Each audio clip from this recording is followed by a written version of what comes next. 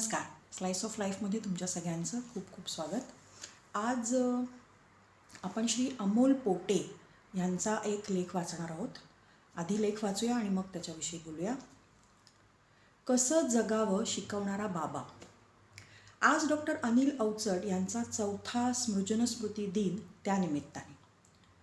पुलंच्या एका कथानकात ते म्हणतात की रामदास स्वामी एकदा सापडत नव्हते.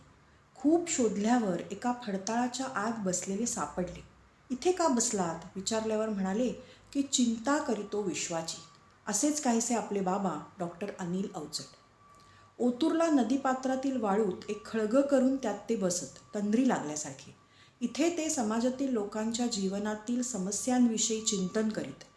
त्यातूनच पुढे त्यांच्यातील माणसं वाचणारा संवेदनशील लेखक घडला.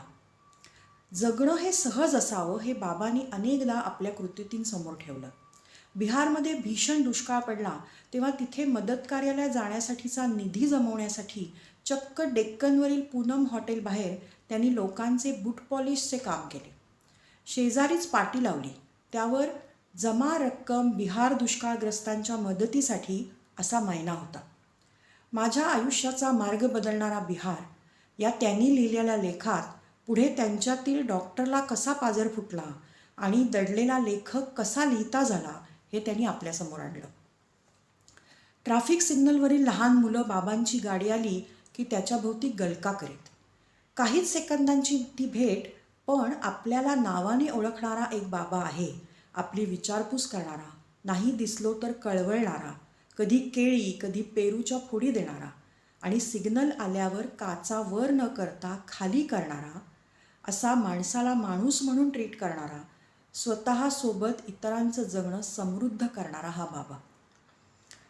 पूर्णवेळ लेखक असे आता कोणी आपला पेशा म्हणून निवडताना दिसत नाही, ही खंत त्यांनी एका कार्यक्रमात बोलून दाखवली. आमच्या शिक्षण पद्धतीस ते वाट चुकलेली शाळा असे म्हणत. ज्याला जे आवडते, ज्याची एखाद्या गोष्टीत रुची आहे त्याला ती गोष्ट करण्यास त्या व्यक्तीला प्रोत्साहन द्यावे असे त्यांचे मत होते. एक लेखणी मुक्तांगण व्यसनमुक्ती केंद्र रूपाने अवघी सामाजिक चळवळ उभी करू शकते हे त्यांनी सोदाहरण आपल्यासमोर सिद्ध केले. काय केल्याने तुला बरे वाटेल हा नवा दृष्टिकोन त्यांनी व्यसनमुक्तीसाठी रुजवला. सामान्यतः वापरल्या जाणाऱ्या आम्ही सांगतो ते तू कर ह्या ॲप्रोचला त्यांनी छेद दिला.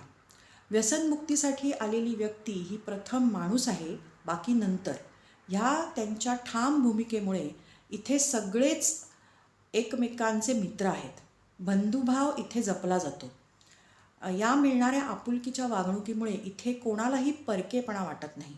मुक्तांगण हे येथील पेशंट मित्रांचे माहेर बनते. बाबांच्या मनामध्ये विचारांची गर्दी कधीच नव्हती, तर विचारांची स्पष्टता होती. एकूणच मानव जमातीविषयी करुणाभाव होता.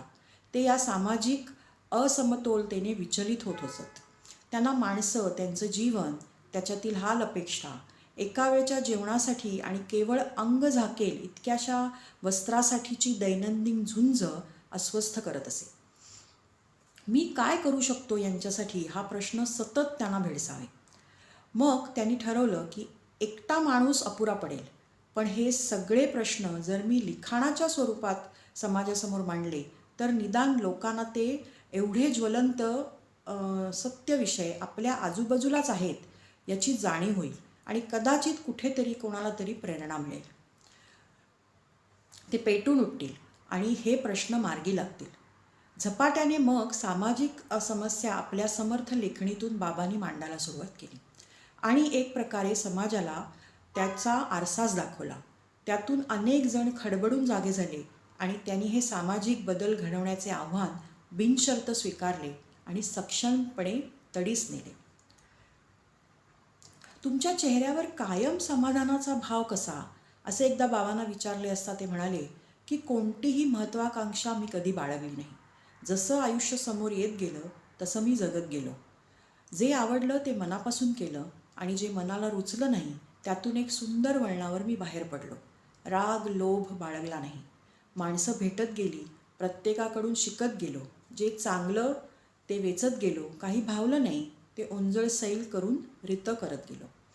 माणूस म्हणून जन्माला आलो आणि माणुसकीचा धर्म काटेकोरपणे पाळत राहिलो. विडी बाळगणारे असोत, मैला डोक्यावरून वाहून नेणारे कामगार असोत, जुन्या बाजारातील छोटे व्यावसायिक असोत किंवा मिरजेत भोपळ्यातून सूर निर्माण करणारे कलाकार असोत, माणसंच ना सगळी. त्यांनीच मला जगायला शिकवलं. वैष्णव जन तो जेने कहिये जे, पीड पराई जाने रे, हे बाबांचं आवडतं भजन. त्यातील पीड पराई जाने रेसाठी अवघे आयुष्य समर्पित करणारा बाबा आपल्याला कसं जगावं हे शिकवून गेला.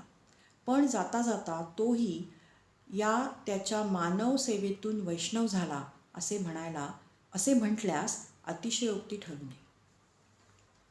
हा लेख का निवडला माहिती आहे? एक तर काल म्हणजे 27 तारखेला डॉक्टर अनिल अवचट यांची पुण्यतिथी होती, 4थी, जे आपल्याला लेखातनं आता कळलं. आणि त्याच्यातनं एक वाक्य आहे की काय केल्याने तुला बरे वाटेल, हा त्यांचा व्यसनमुक्तीच्या पेशंटसाठीचा जो अप्रोच होता की तुला काय बरं वाटेल ते आपण करूया. आणि त्याच्यात त्यांनी असं पुढे म्हटलं आहे की आम्ही सांगतो ते तू कर असं न सांगता तुला काय वाटेल, तुला काय आवडतं आहे ते आपण करूया, इथून त्या सगळ्या प्रवासाला सुरुवात व्हायची.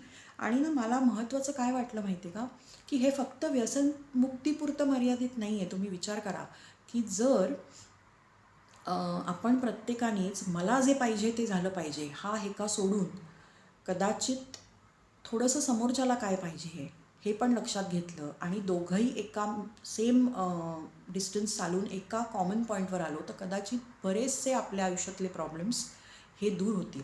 म्हणजे हा लेख जो आहे तो पर्टिक्युलरली व्यसनमुक्तीसाठी आहे.